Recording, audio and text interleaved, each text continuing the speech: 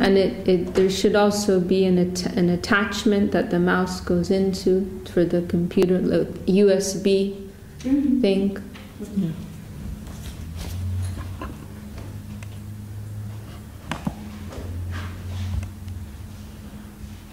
Yeah. We're online, okay. Okay, so it is Wednesday night, Bhagavad-gita night, and we are beginning chapter 9, which is a wonderful chapter. It is the hidden treasure of devotion, Raja Guhya Yoga, right? Raja Guhya Yoga. So we're going to hear Srila Gurudev chanting the verses as usual, and then we will continue. So I'm going to... Thank you.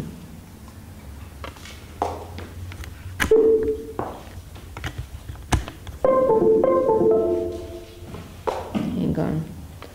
I don't know exactly how this is going to work, because you know what? How am I going to do this? I should have said, we're not so prepared tonight, folks.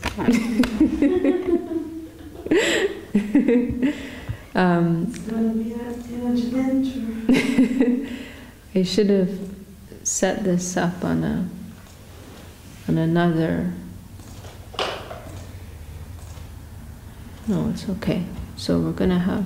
Are you filming? Yeah, it's recording. So we're starting chapter 9, and you're going to see it here on the screen.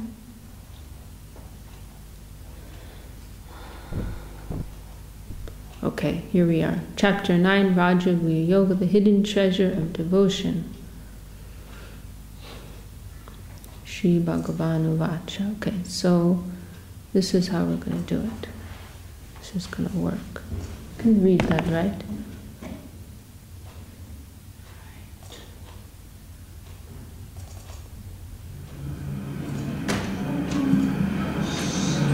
Bhagavad-gita Navavodhaya Raja Yoga Sri Bhagavan Uvacha Idantu te gucchatavam pravakhyamyanasuyave jnanam vijnana sahitam jadikatva mokshate shuha. Okay, so usually what we do is we hear Gurudev chanting and then we repeat together. And then we go to the translation. Okay, so Shri Bhagavan Uvacha Idam tu te guyatamam pravaksham nasuyave jnanam vijnana sahitam yajgatva mokshase shubhat. In translation, the Supreme Lord said, I now reveal to you who are without envy this most hidden treasure of knowledge of pure devotion with direct realization of me, knowing which you will be liberated from inauspiciousness, from all that is opposed to devotion. This is very nice. See, this is Srila Sridhar Maharaj's edition of Bhagavad-gita, right? So, Ashubhat, it actually says, through devotion, you will be freed from everything that is Ashubhat, everything, Shubha is a very common word you hear. Shubha means auspiciousness. Shubha, Mangal, auspiciousness. So, Ashubhat means inauspiciousness, the opposite. So, in the general sense, there are many different things that may be considered inauspicious, but from the highest perspective, the only inauspiciousness is that which is, hey, I see somebody there. The only thing that is inauspicious is that which is opposed to devotion.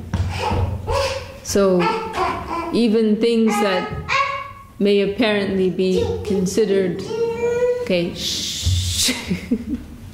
even things that may ordinarily be considered bad from a material perspective, say you lose all your money or something like that.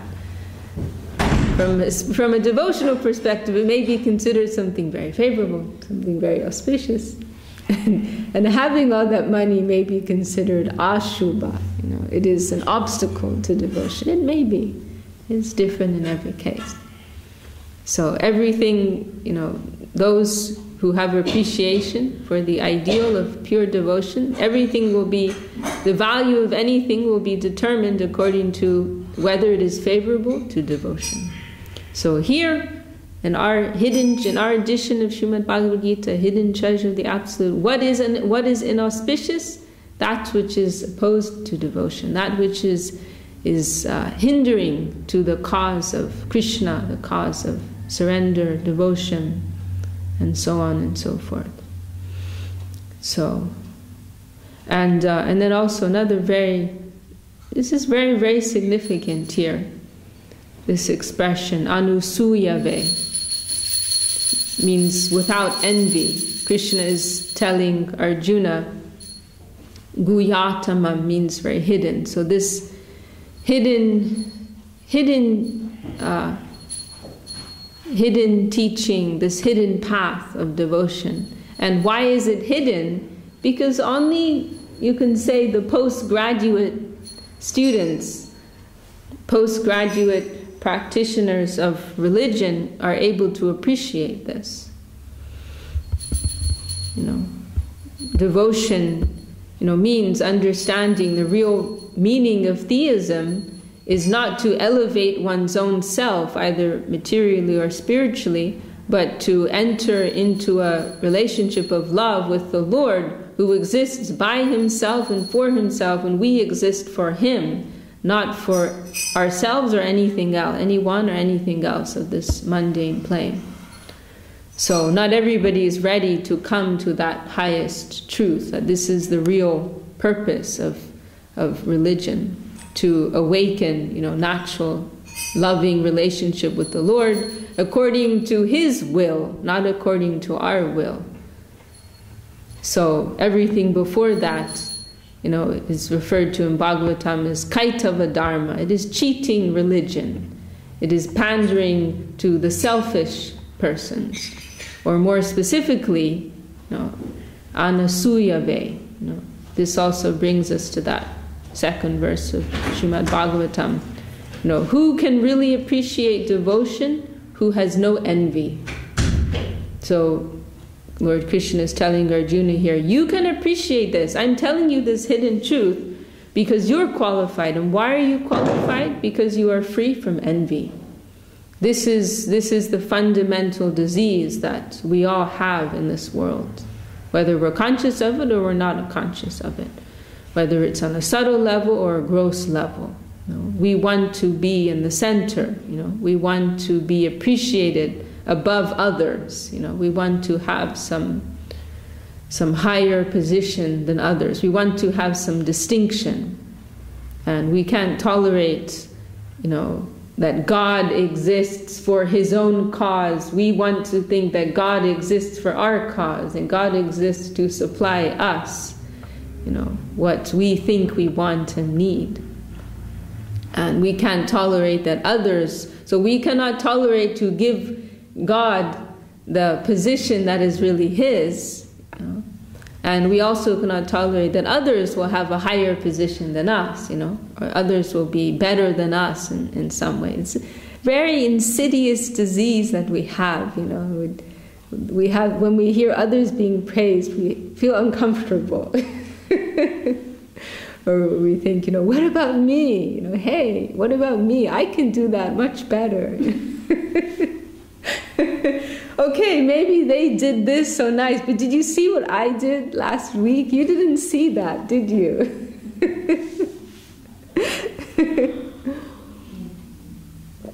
So it's a very deep-rooted disease that we have.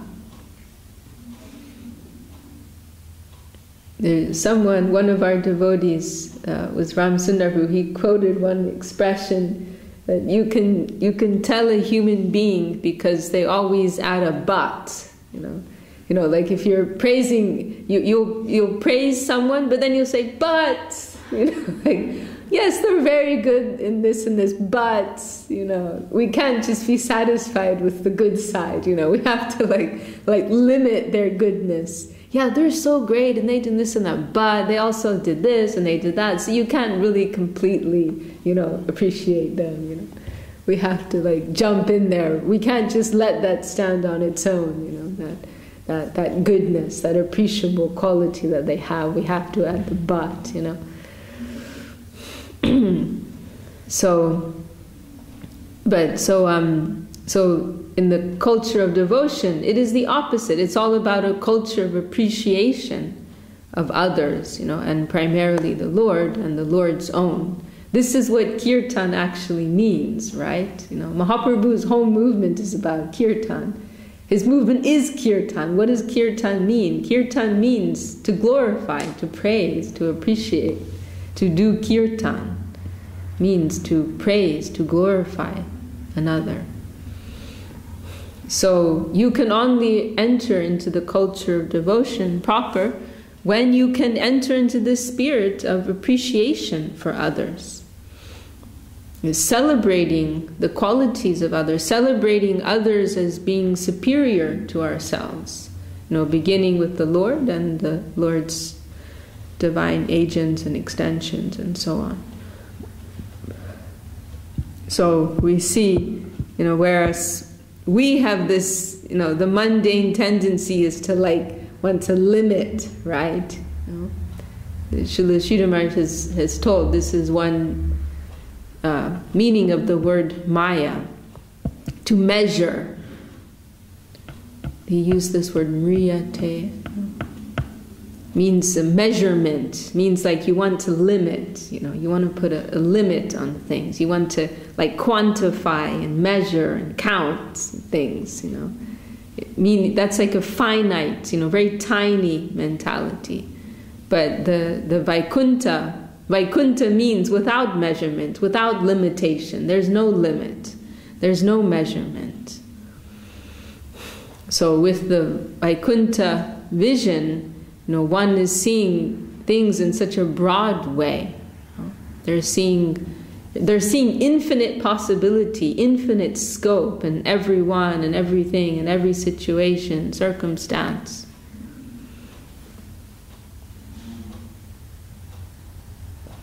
So we'll see an apple seed and think this is so insignificant. You can just throw this away, But the Vaishnav, the pure Vaishnav is seeing, wow, I'm seeing a whole apple tree, I'm seeing hundreds and hundreds of apples that are growing every year on this tree, and supplying so many people with sweet apples.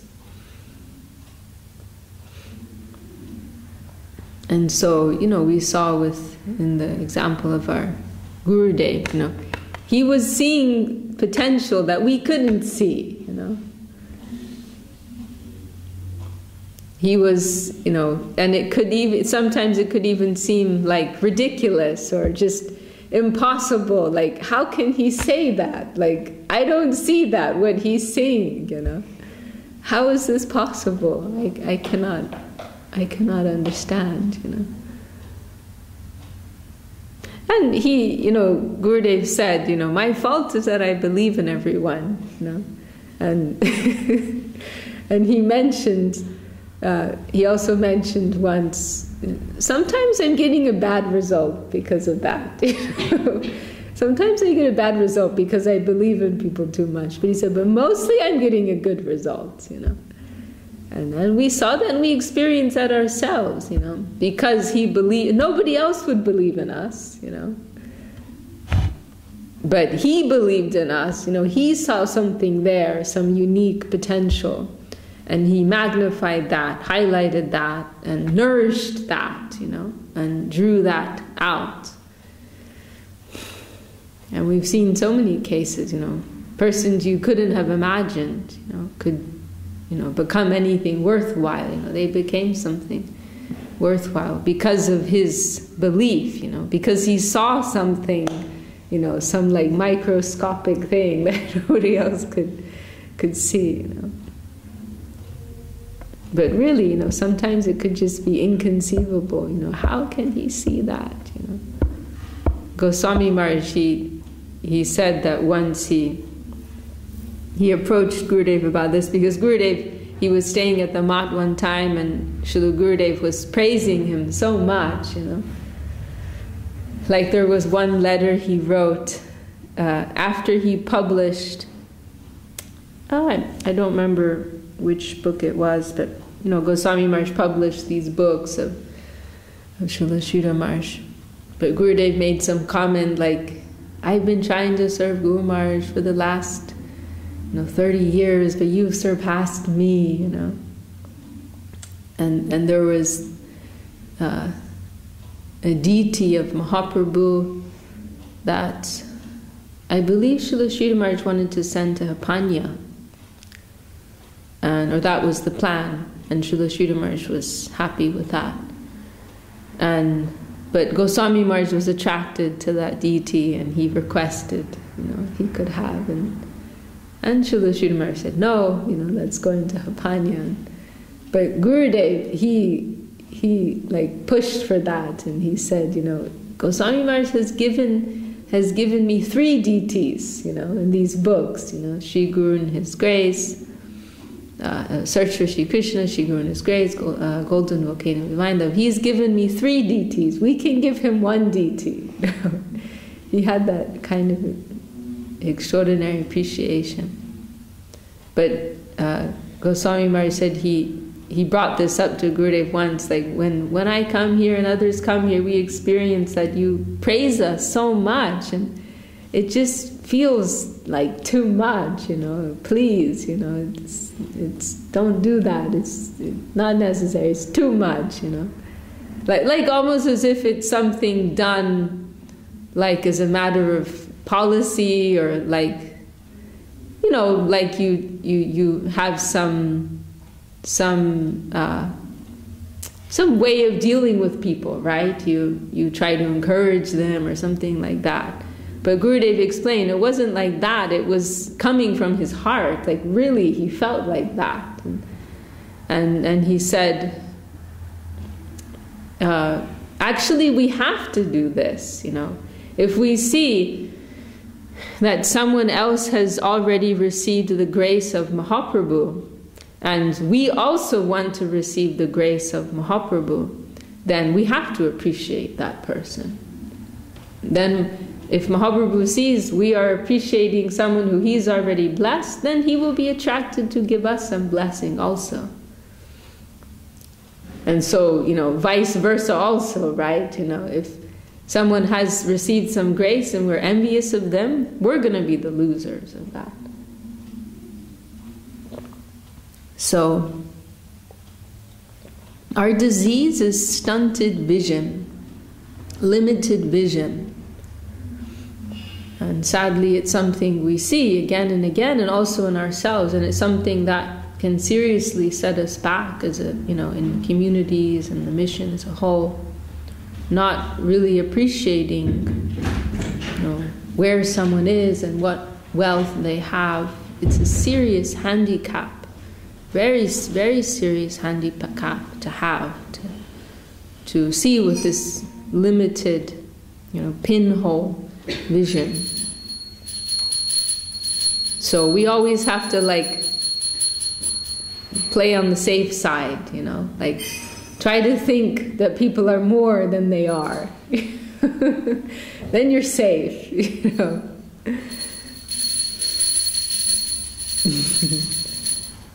like Gurudev mentioned, I'm so surprised to see that this person was so bad, and that person, for some years beforehand, I'm just thinking of one example. I'm sure there were many. Gurudev always saw things in this very fresh way. He would always say, "I'm surprised." So many times we heard him say, "I'm surprised," because he always saw things in a very fresh and new way. But about this one particular person, there were others around Gurudev who could see that person was not so trustworthy, for some time beforehand. But Gurudev, he was not looking too close at that, No doubt on one level he knew. But finally he said, I'm surprised to see that this person turned out. So I'm very surprised to see that, because he was always erring on that. He was always like staying on that side, of seeing the good side, seeing the positive side and the potential.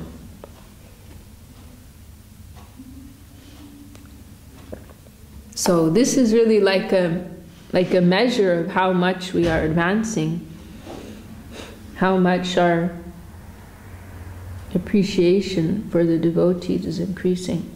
Not, how many rounds we can chant, or, how many Mangal Artis we can go to, and how well we can cook, or do puja, or play mridanga, or whatever it may be. And of course, it's good that we do all those things, But this is the real measure of progress, It's not a performance-based program. This is another problem that we have sometimes, that the management, the leaders, they're basing things on performance. But it's about, of course, we want to encourage that also, but real progress is taking place in a deeper plane.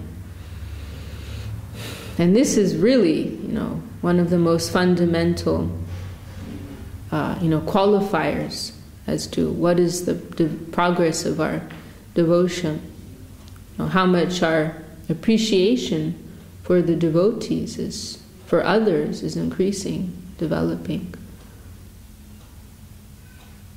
And if we're losing appreciation for the devotees, if we're feeling, I'm better than everyone else, and I don't need to be in the association of devotees, then that's a bad sign. We should be developing our appreciation, trying to see how others are better than us, so we can learn from everyone.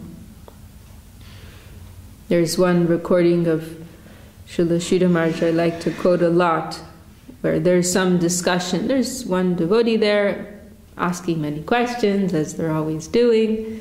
Guru Maharaj is so patiently answering.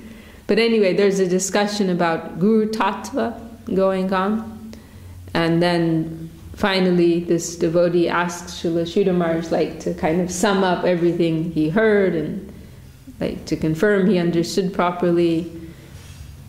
He said, so we should not see Guru in a limited way. Now this is what you're saying. We should not see Guru in a limited way. And then Srila Sridhar Maharaj chuckled and he said, nothing is limited. Not only Guru Tattva, but nothing is limited. Try to see that everyone is more than you. That is what he said. Try to see that everyone is superior to you. We can learn from children, actually, their freshness that they have, and that mood of a student that we are learning, and we can learn something from everyone.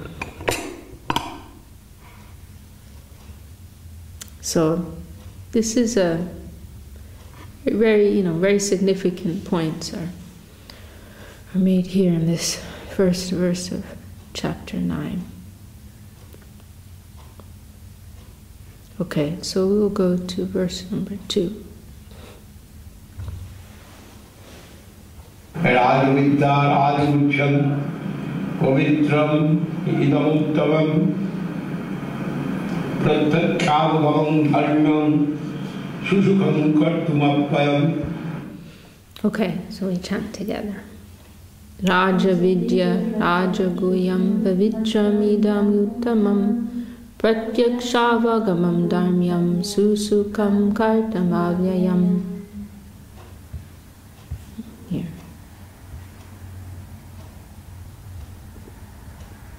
Want to read? Loudly. Know this to be the King of secrets, the King of knowledge, supreme, pure and imperishable.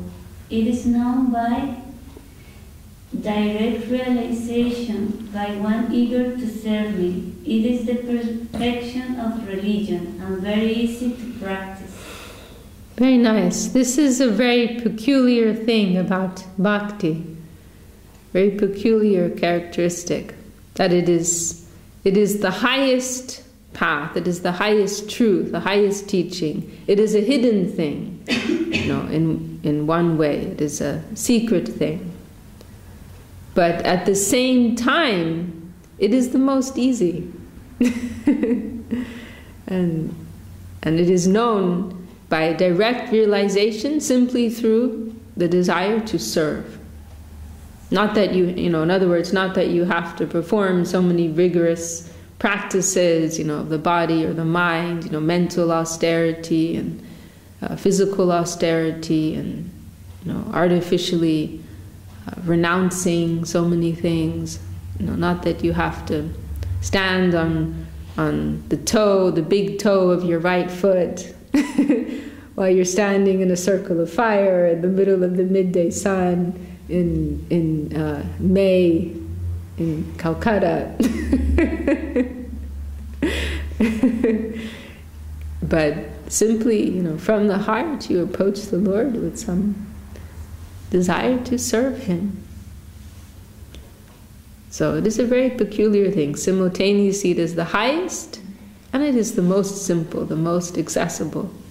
And it's curious because, there is this type of thought, amongst followers of the Vedic teachings and culture that bhakti is for babies. Like for people who are not too intelligent, or people who are just not tough enough to do tapasya, they can't handle renunciation, they can't stick it out, they can't fast and do so much austerity, so they go to bhakti. Bhakti is like the easy path. Bhakti is for babies. There is some idea like that. It can be hard for persons to understand that even though it is so simple and accessible, and anyone can practice it. Anyone, no matter what their level of intelligence or knowledge, education is, or physical capacity. It's not depend. You can have 0 in all of those departments. You're still qualified for bhakti. But for other practices, you must have some qualification. So it can be difficult for persons to appreciate the value of this. There's one song, poetry, a very nice poetry of Srila Bhaktivinoda Thakur saying, what the jnanis can get through so much study, and the yogis through meditation, and the tapasvis through so much difficult austerity, we can get through, chanting, dancing, and taking very nice prasad, Actually, I think it's specifically about the glories of prasadam, and saying that just by honoring very nice prasadam, we can get so much more than all these other, through their difficult practices, We take some nice mahaprasad, and we can get so much more.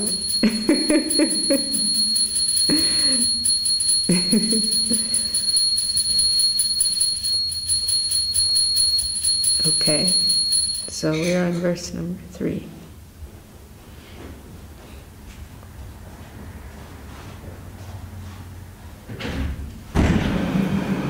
अश्रद्धधाना पुरुषा धर्मस्यास्य परन्तप अप्राप्य मां निवर्तन्ते मृत्यु संसारवर्त्मनि. आश्रदादना पुरुषा धर्मस्यास्य परन्तप अप्राप्य मां निवर्तन्ते मृत्यु संसारवर्त्मनि. Okay, you want to read that one, Bhadra Kumar? How conqueror of the enemy, men who have no faith in this hidden treasure of devotion to me are unable to reach me, and so they remain wandering on the path of death in the material world. Okay, so go to verse number 4. मया तदं सर्वं जगद अपतप्तमूर्तिना Matsani sarva bhutani na kyaham teshavastita. Ayatatam idam sarvam jagaravyaktamurtina matstani sarvabhutani nachaham teshvavastita. So this is a very famous verse. You'll hear Srila Sridhar Maharaj quote many times. This and the following, I'm thinking more of the following one, but they're linked together.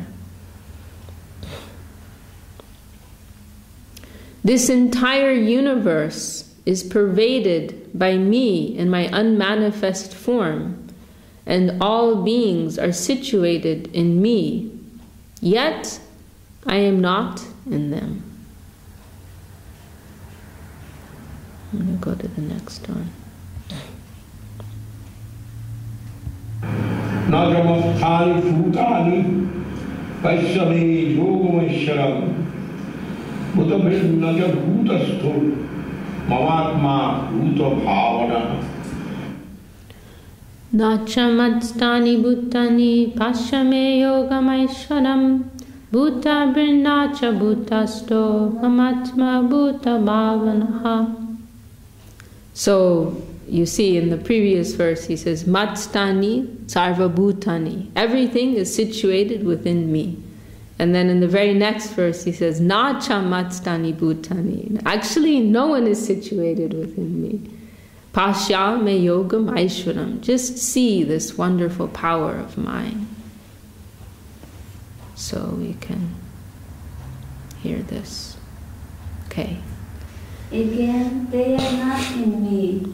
Behold, by my supreme mystical power of inconceivable oneness and difference, Achintya Veda Veda, I myself am the mainstay and origin of all beings, but I am not in them. So, this is very, very wonderful. Matstani sarva bhutani, nacha matstani bhutani. Now right next to each other. And there's one very nice recording of Srila Sridhar Maharaj discussing these verses and saying, try to, like paraphrasing Lord Krishna, try to understand what I am, Arjuna. Am I a madman? Is that what I am? Am I just a madman? That I'm talking like this, it sounds like something mad. But it is achintya, it is something inconceivable. We cannot, go to tie him down, in one tiny cell of our brain, one of our gray cells. And so Mahaprabhu, he is wonderfully harmonized. There's, some people say, we are God, and other people say, we are not God. But Mahaprabhu, he is given this wonderful conception, harmonizing principle, achintya, beda bed, simultaneously one with and different. Such is his position. And it is achintya, it is inconceivable. Don't try to understand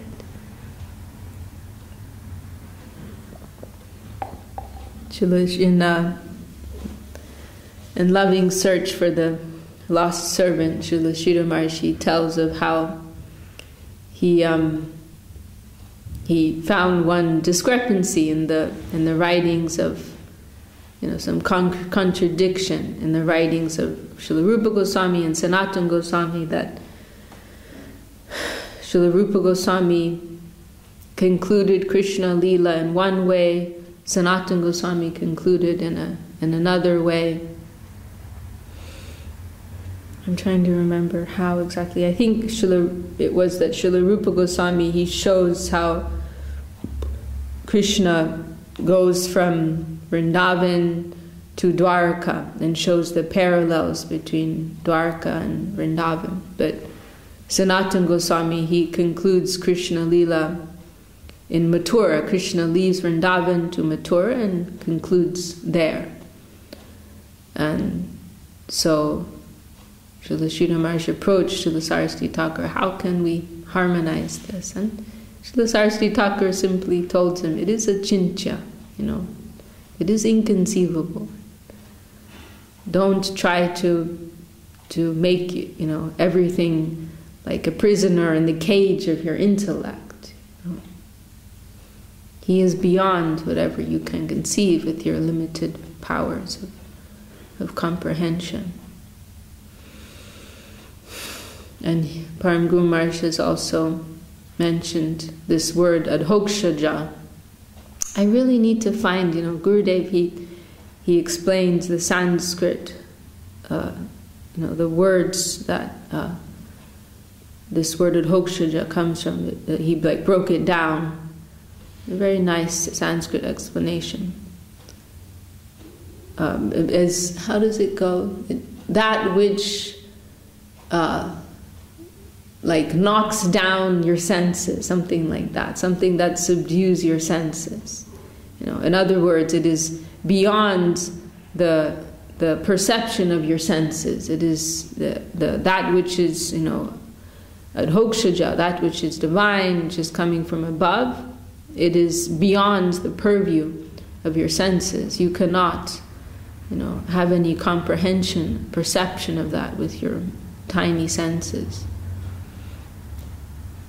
So Srila Sridhar Maharshi commented, this word adhokshaja, it is a favorite word of Bhagavatam. You see that word in many places, that Krishna, the Lord, is referred to in this way, you know, as adhokshaja. There's that famous verse of Vaipam Sam. Oh my goodness, I'm so rusty. Savaipam Sam. This word you should know. Do you know that verse? Savaipam Sam. Somebody watching this at home is like thinking, what an idiot, and they're saying the verse. Savaipam Sam Paro Dharmo Ito Bhaktir Adhokshaje Ahaituki Apratihata Yatma Suprasidati. What is the paradharma, the highest dharma for all souls? To render bhakti unto adhokshaja. So it's very interesting. It's not saying Vishnu or Krishna here. It's saying devotion to adhokshaja. So it means, you know, to serve and to love that Lord who you cannot understand. And you don't know him, and you cannot understand him. You can't really experience him, you know. And he's totally whimsical and whimsical, and you know, it's totally beyond your comprehension. There's really, I wish I had my iPad. There's a really nice rendering of that verse Srila Sridhar Maharaj has given. And you know, his ways are unknown and unknowable. You're not going to be able to understand. You know, you're going to like love this person, even though they may seem kind of strange sometimes, and don't understand them. Doesn't fit into your little boxes of what's what, and you know. But you're going to love him, and you're going to serve him, and do whatever he wants you to do, even though it may seem like mad and incomprehensible sometimes. And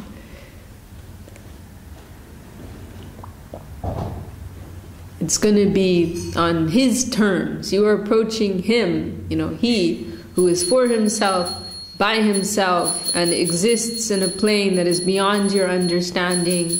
And so, you know, you're going to have to let go of many things. You're going to have to, you know, cross over many things in order to really, you know, render bhakti proper.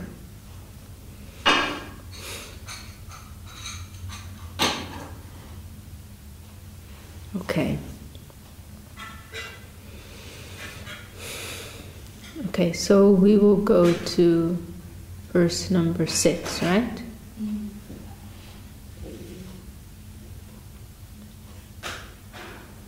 Yathākārasthito nittam vāyu sarvatra go mahan tathā sarvāni bhūtāni masthāni trupurhāraya. Utakashastito nityam vayu sarvacha go mahan tata sarvani bhutani matstanetyupadaraya. Number 6. Know that as the mighty wind blowing everywhere rests always in the sky, similarly all beings rest in me. Okay. So we're on 7, right? Sarva bhutani kaunteya pragadin janti mamikam kalpakhay punastani kalpadu visrijamyaham pragadin swam avashtadva visrijami punah punah bhutagramamimam krishnam avasam pragadin padat.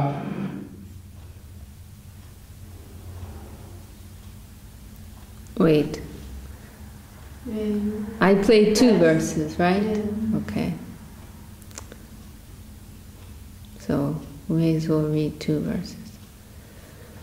O son of Kunti, at the end of the millennium, all beings are merged in the material nature of 3 modes, which is my external potency. And at the beginning of a new millennium, I make them manifest again. I control my potency of material nature to repeatedly manifest the multitude of beings who are helplessly controlled by their natures. I forgot.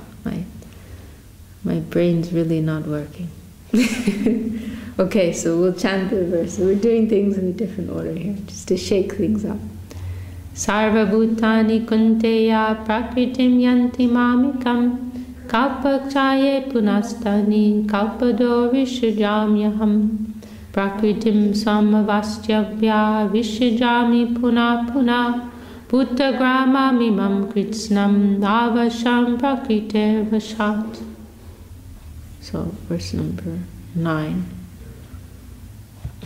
Nadramang tani karmani nivadnanti dhanjaya udasino vadasino masaktan tesu karmasu. Nachamam tani karmani nibadhananti dhananjaya udasina vadasinam masaktan tesu karmasu. Your turn, right? O conqueror of wealth, I remain detached and situated as neutral in the cosmic manifestation, sustenance and withdrawal, and these functions cannot bind me.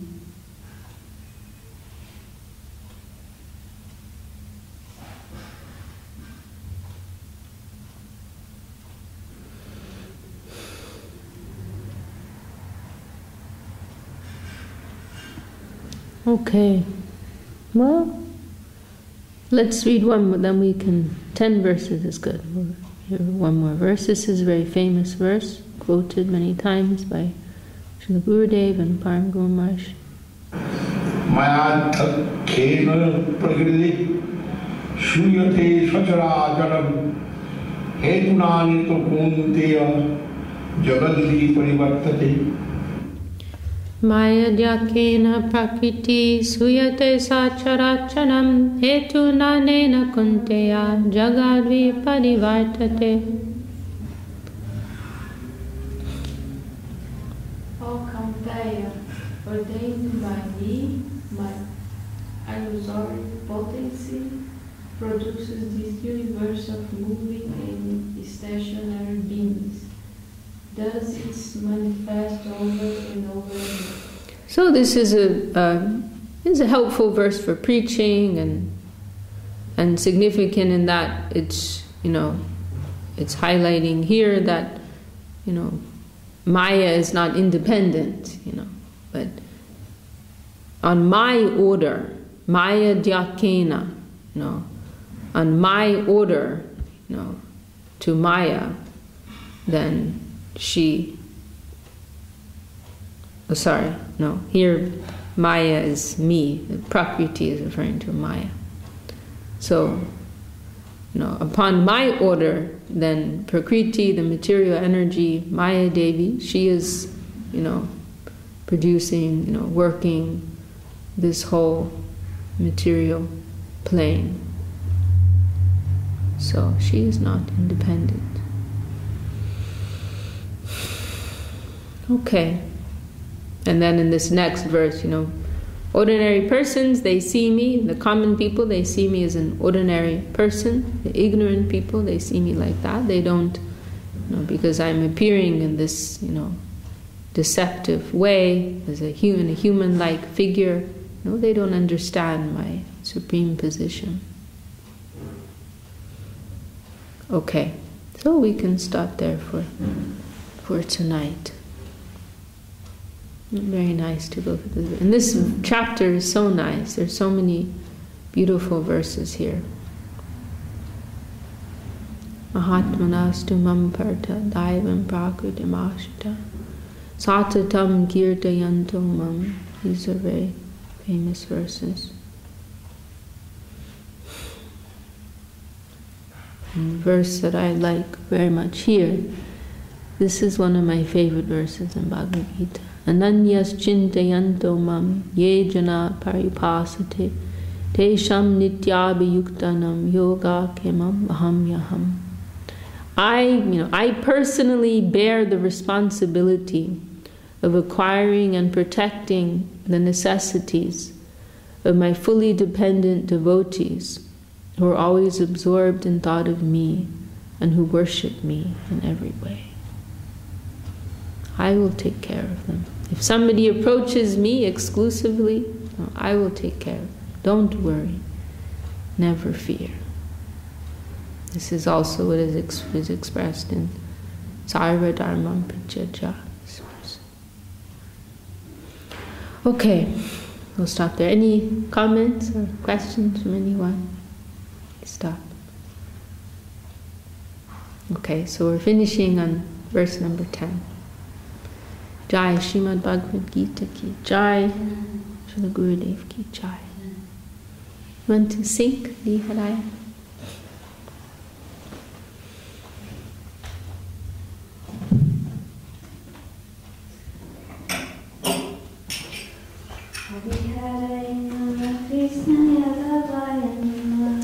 Hari Haraya Namah Krishna Yadavaya Namaha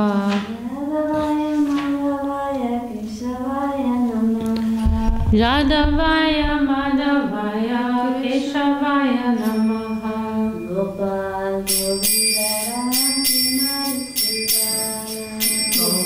Govinda Ram Shri Madhusudana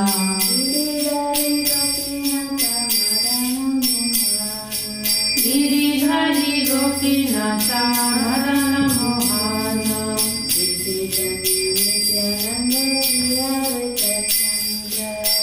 Chaitanya Nityananda Shri Advaita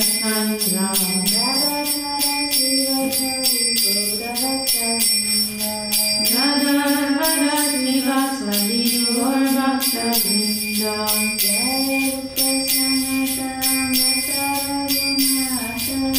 Jaya Dukha Sanatan Bhakta Raghunatha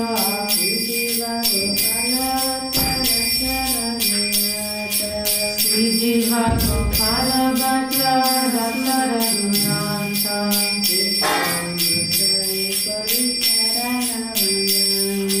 Deshai Kushai Kori Sarana Vandana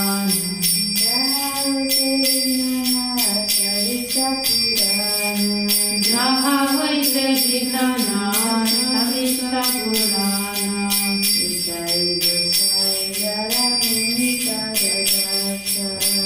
Jai Gushai Jar Mui Tadadasha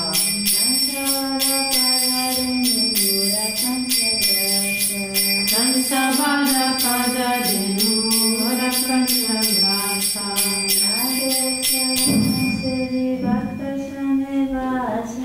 Tadira Charana Sevi Bhakta Sanivasa